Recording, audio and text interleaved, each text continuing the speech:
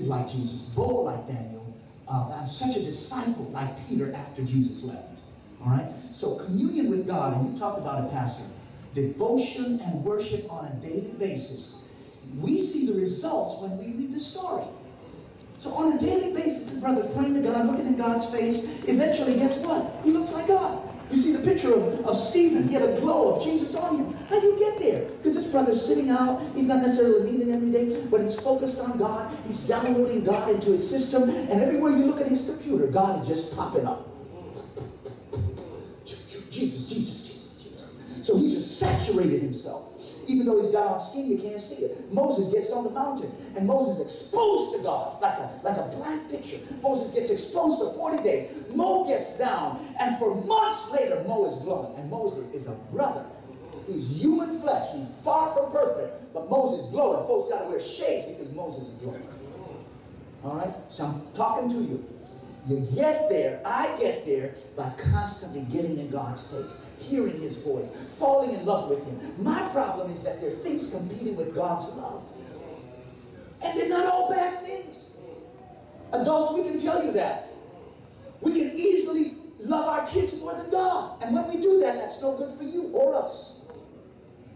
The best way for me to love my boys and my girl is to love God first. The best way I can be an effective husband is to love God more than Lorraine.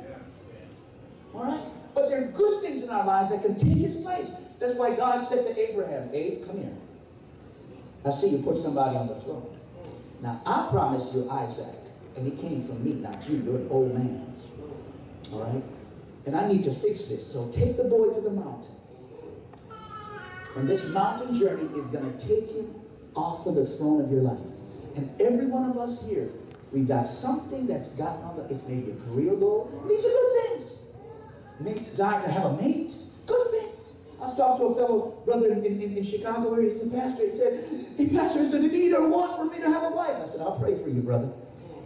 All right? You know, and so God already knows, but it's important to keep those in place. And all of these Bible characters struggle like you and us to keep God's first. It's in the struggle and it's in the journey that God becomes so important that whatever we do, we put him first, even at risk to our lives. Wow. I mean, you read, just get on persecution.com and you read Christians daily. They're worshiping today and tomorrow in caves at the risk of going to jail permanently, or losing their hand, or all of that, some real gruesome stuff. But they love God so much, so they get to the point where Daniel is and many of these other Bible characters. So here it is. Communion with God increases connection to God. The more you're connected, the more fruit you bear. Right? When you look at a vine and a branch, the more solid the connection, and the fruit just flows. Once you're connected, the results don't come. So many times in our Christian lives, the results are not there because the connection is not there. You use your phone all day and you realize you're not all connected. Then you got to plug in, or you forgot to take the plug. You know, you got no more juice. Is that right? So, communion with God increases connection to God. All right? Connection to God increases capacity for God. You ever wonder why those folk can pray so long? All right? Because over time, the more you allow God to come in, you develop an appetite and you have a capacity to eat more of God. That's why the non-believer can hardly even take hearing a verse, because they have very little capacity. Right? That's why so often we do a lot of things and we get so bored. But you develop, that's why even Jesus fasted and prayed 40 days. That's where fasting and prayer and daily Bible study, every day you would increase your capacity. All right? Could you imagine? God is so awesome, but he's still trying to get us to be able to absorb just a little bit of him. We never can hold all of God, but just a little bit will do. He's so awesome. That's why I said a mustard seed. You just have a little bit of faith. And, can you imagine a little bit of faith in the mountain walking away into the sea? But that's crazy stuff. So, communion with God increases connection to God. Connection to God increases capacity for God. And here's a fourth. All right? And that's where the whole aspect is having a mind to work. So the greater capacity we have for God, that now increases our compassion for others. That's the last one. All right? Our communion with God gives us better connection to God, which gives us larger capacity for God. All right? And once we have that, God then increases our compassion for others. All right? Now, all of that is dealing with the process of growth. And once we're growing, we're going to have a better picture of God. We're going to be able to be better leaders. And we're going to go a lot more places. All right? On that note, I'm just going to read here. This is not before you, but just a quotation I have here. Here it is. And guess what? All right, so I'm in high school. All right, just pretend I'm in high school. What's this, 40 years? Okay, just pretend I'm in high school. And they're crazy around. They're doing drugs, they're having sex in the hall, all the kind of stuff. And I'm not talking about what you don't know, because I go to the high schools in Chicago. So I'm not talking about what is, you know, right? Don't you? Okay. So I want to impact there. Here's what this statement from Christ's Object Lessons, which is another great book you got to get a hold of. I got to give one to you as pastors here. Christ's Object Lessons, which talks about how Jesus used parables and objects to make clear all the spiritual truth so people can get it. You know, when you get it, because sometimes it's so complicated, you know. And so he says here, personal effort for others, speaking of we who want to reach others for Christ and love them and so on, personal effort for others should be preceded by much secret prayer. Before communing with men, commune with God. Communion, increased communion with God leads to increased connection to God. All right? Let your life be knit by hidden links of love and devotion to Jesus that you will not let go or will let you go. All right?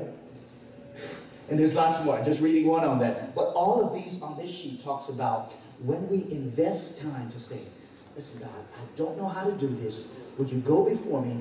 Tell them I'm coming. All right, I'm going to say that again. So I'm at a high school, right? I don't know how to get my friend. They think I'm weird. They think I'm queer. They think I'm just something from another planet. So, God, how do I impact this? God said, number one, trust me. You talk to me, you go with me, and I'll make a way. I'm still going to use your ability. I'm going to use your voice. I'm going to use your skill. I'm going to use your gifts. But I'm going to make it happen. Just like I used David, his sling and his stone, and just kind of directed it with his skill and just took out Goliath. All right? All right? God's got some things, and he said, if you trust me, if you depend on me, okay, God, what's the direction today? How do I become an effective teenager? Because my goal is not just to get a job or to get out of high school. I'm going to do that.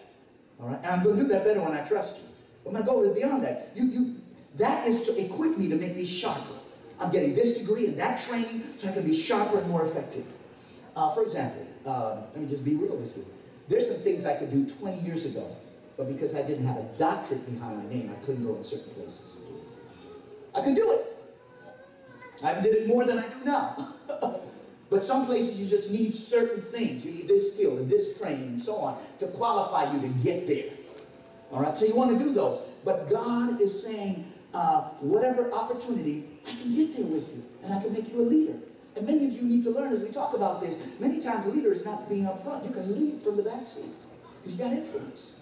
All right? I got some young folks at my church. I can't reach all the young people. So and they're able to lead. They can get people on the program, the platform, and do that I can never do. Because they got influence. They're leading in different ways. And I just want to remind you that you have that opportunity. Finally, this one says, only when Christ increases in our life, that, listen here, he squeezes out self. You get the picture?